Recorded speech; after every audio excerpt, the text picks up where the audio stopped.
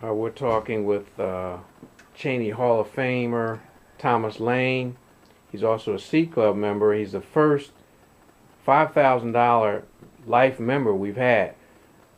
Tell us what motivated you to contribute that much money to the C Club. And we're definitely appreciative of it, but just tell us what motivated you to do that. I think in terms of Cheyney as really, I guess, one of the main model points or whatever you want to call it in terms of my life. And was through athletics. My wife and I more or less bonded. She for being a former Cheyney girl. And I think I owe something to the college. The instructors and people at that time really sort of helped design my goals and give me some direction. And sports. Don't go anywhere. I want to talk to you for a minute. That's right. Yeah. I want to get my Come wife on. in here. Come on in. Come on, Come Mom. on in. This is Mrs. Lane. You were a cheerleader at Cheyney, is that correct? Yes, Okay. that's correct. Okay. So what type of memories do you have of your days at Cheyney? I have a lot of memories. I don't think you really want to hear it. But you're from here. You're from Cumberland County, New Jersey. Yes. So what prompted you to go to Cheyney? Well, at the time that I came through high school here, I went out for cheerleading every year, but they did not have any blacks at that time. And so I wanted to go to a school where I would have a chance to, see if I could do it. And the first year I went to Cheyney, I made the squad. Now, what does that tell you? Yeah. Well, you had it in you all along. So you made a home here. You made a career here. We're going to, I guess it's raining now, but we're going to see the school that's dedicated to you that you could have had named after you. Why did you choose not to have it named after you? Well, I think my purpose in terms of coming back to the community, of course, as you know, I came here initially through marriage with my wife. And to me, the community need to come together. And my whole purpose, I guess, of going back to the board, having originally resigned because I was very much upset with some of the kinds of maneuvering that were going on. It was my desire to build the school and pull together a community that needed some togetherness. And it was not my purpose to glorify Tom Lane. It was my purpose at that point to get to school for our kids because they needed it. You see, I came from the potbelly stove times right here in this community.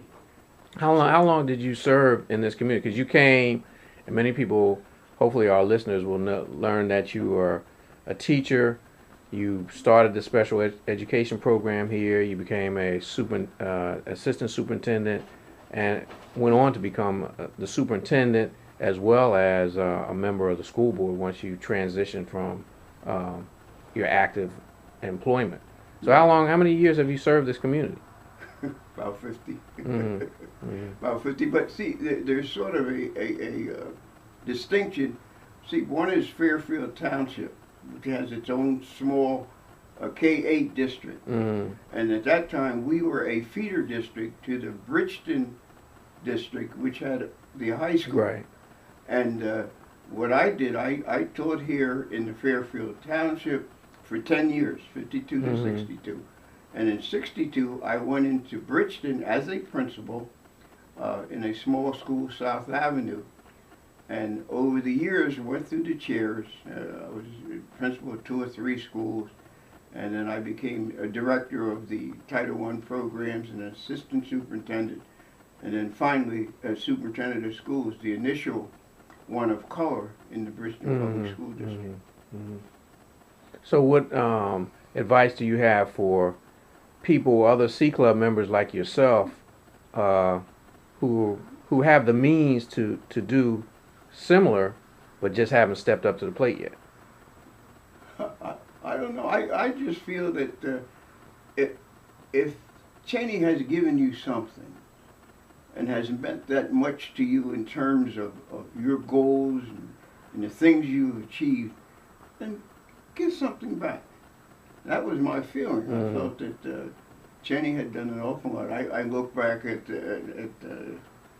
Professor Burton and all of the other professors that I had, Dean mentioned, and these people gave me something that really began to set purpose for me. And I can remember Dean mentioned, he used to say to us, look to the remember, left. marriage is not based on love alone, he said. That's what he used to tell us. And he said when poverty comes in the front, love went out the back. I mean, all kinds of things he would say to us.